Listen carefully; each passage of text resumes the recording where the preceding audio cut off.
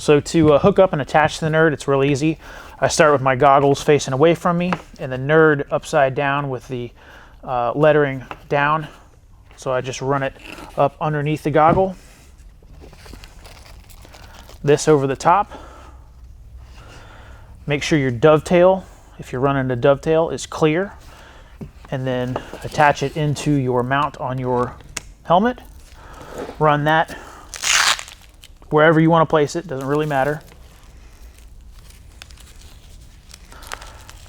Run that to its place, secure it further like that, and you're set up and good to go, and then you can adjust the tension as required. The cool thing about this, again, is that it will attach to just about any helmet with Velcro. If you don't have Velcro on your helmet, go to Lowe's, Home Depot, Walmart, buy you a strip of it and slap it on your helmet, and you're good to go. So that's just a really cool low-tech alternative. Additionally, if this were to pop out of the mount, tension brings it back in and clicks it back into the mount. So it's a well-designed low-tech device. Anyway, that's the Kinetic Consulting Nerd from our friend John Dufresne. Check it out.